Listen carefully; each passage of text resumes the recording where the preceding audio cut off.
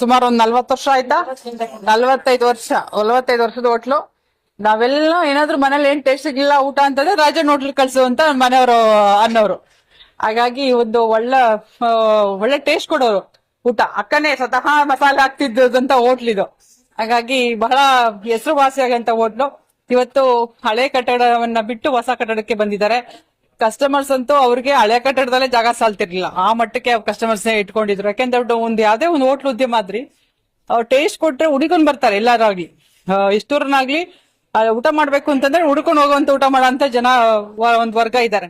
ಹಾಗಾಗಿ ಆ ವರ್ಗದ ಜನನ ಒಂದು ಸೆಳೆವಿನಲ್ಲಿ ನಮ್ಮ ಲಕ್ಷ್ಮಣ್ ಸರ್ ಮತ್ತೆ ಅಕ್ಕ ಅವರು ಫ್ಯಾಮಿಲಿ ಥ್ರೋಟ್ ಫ್ಯಾಮಿಲಿ ಇದಕ್ಕೆ ಇನ್ವಾಲ್ವ್ ಆಗಿದ್ದಾರೆ. ಯಾಕೆಂದ್ರೆ ಯಾವ್ದೇ ಕೆಲಸ ಆಗ್ಲಿ ನಾನ್ ಮಾಡಿದ್ದು ಉತ್ತಮ ಅಂತ ಒಂದು ಉದಾಹರಣೆನ ನಮ್ಗೆಲ್ಲ ತೋರ್ಸ್ಕೊಟ್ಟಿದ್ದಾರೆ ಲಕ್ಷ್ಮಣಣ್ಣವರು ಮತ್ತೆ ಅಕ್ಕನವರು.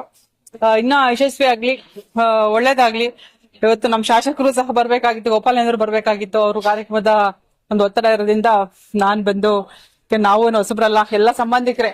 ಹಾಗಾಗಿ ಅವರು ಒಳ್ಳೇದಾಗ್ಲಿ, ಇನ್ನ ಹೆಚ್ಚಿನ ಕಸ್ಟಮರ್ಸ್ ಬರ್ಲಿ. ಮೇನ್ ರೋಡ್ ಇದೆ, ಹಾಗಾಗಿ ಇನ್ನೂ ಒಂದಷ್ಟು ಉತ್ತಮ ಜನರನ್ನ, ಒಂದು ವರ್ಗದ ಜನರನ್ನ ಸೆಳೆಯುವಲ್ಲಿ ಅವರು ನಿಸ್ಸಿಬರಾಗಿದ್ದಾರೆ. ಹಾಗಾಗಿ ದೇವರ ಆಶೀರ್ವಾದ ಅವ್ರಿಗೆ, ಅವ್ರ ಕುಟುಂಬದವ್ರಿಗೆ ಇರ್ಲಿ. ಕುಟುಂಬದ ಇನ್ನ ಮುಂದಿನ ಪೀಳಿಗೆನೂ ಸಹ ಮುಂದರ್ಸ್ಕೊಂಡು ಹೋಗ್ಲಿ ಅಂತ ಅನ್ಬಿಟ್ಟು ನಾನು ಆಸೆ ಪಡ್ತೀನಿ. ನಮಸ್ಕಾರ. ನನ್ನ 40 ವರ್ಷದ ವೃತ್ತಿಯನ್ನು ಇಲ್ಲಿ ಆರಂಭಿಸಿದ್ದೇನೆ. ಈಗ 41ನೇ ವರ್ಷಕ್ಕೆ ಇಟ್ಟಿದ್ದೇನೆ. ಅಲ್ಲಿ ಚಿಕ್ಕ ಇದ್ರಲ್ಲಿ ಇದ್ದೆ ನಾನು. ಇವತ್ತು ನಮ್ಮ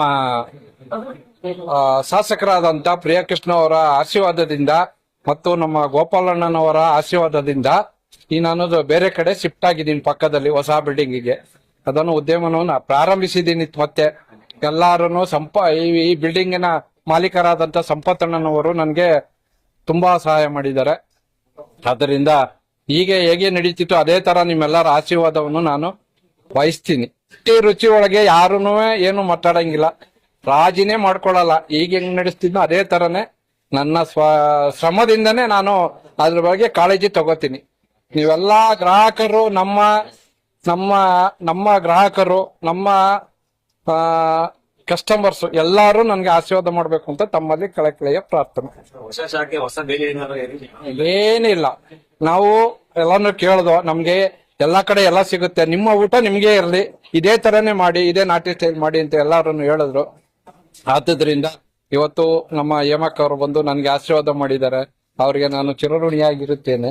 ಅಲ್ಲಿ ಮಟನ್ ಕುರ್ಮಾ, ಕೈಮಾ ನಮ್ಮಲ್ಲಿ ಸ್ಪೆಷಲ್ ಎರಡನೇ ನಾಟಿ ಸ್ಟೈಲ್ ಆದ್ರಿಂದ ನಮ್ದು ಅದು ಎರಡು ಚೆನ್ನಾಗಿ ಶುಚಿವಾಗಿ ಕೊಡ್ತೀವಿ. ನಮಸ್ಕಾರ. ನಮ್ ಯಜಮಾನ್ರು ಓದ್ತಾವಿಂದನು ನನ್ಗೆ ಇದೊಂದು ಸಂಸ್ಥೆ ನಡ್ಸ್ಕೊಂಡ್ ಹೋಗ್ಬೇಕು ಅಂತ ಇಷ್ಟ ಆಯ್ತು. ಅವಾಗ ನಮ್ ತಮ್ಮದಿರ ಜೊತೆ ಸೇರ್ಕೊಂಡು ಈ ತರ ಇದ್ ಮಾಡಿ ಮನೆ ಮಸಾಲೆ ಹಾಕಿ ಹಳ್ಳಿ ಸ್ಟೈಲ್ ಆಗಿ ಮುದ್ದೆ ಮಾಡಿ ಈ ಮಟ್ಟಕ್ಕೆ ಬಂದ್ ಚಿಕ್ಕದ್ರಿಂದ 85ನೇ ಇಸ್ವಿಯಿಂದ ನಾನು ಈ ಮಟ್ಟಕ್ಕೆ ಬಂದು ನಿಂತು ಇವಾಗ ದೊಡ್ಡ ಹೋಟ್ಲ್ ಮಾಡಿದೀನಿ. ಗ್ರಾಹಕರಿಗೂ ನನ್ನ ಕಸ್ಟಮರ್ಗಳಿಗೂ ಕೈ ಮುಗ್ದು ಬೇಡ್ಕೊಡ್ತೀನಿ, ಇದೇ ತರ ಬಂದು ನನ್ಗೆ ಆಶೀರ್ವಾದ ಮಾಡಿ. ಗೋಪಾಲಣ್ಣನವರು ನನ್ಗೆ ಇಲ್ಲಿರುವ ಬಂದ್ಬಿಟ್ಟು ನನ್ಗೆ ಈ ತರ ಜಾಗ ಕೊಡ್ಸಿದ್ರು. ಈಗ ಸಂಪತ್ತಣ್ಣರು ಬಂದು ಅವ್ರ ಜಾಗದಲ್ಲಿ ನನ್ಗೆ ಆಶೀರ್ವಾದ ಮಾಡವ್ರೆ.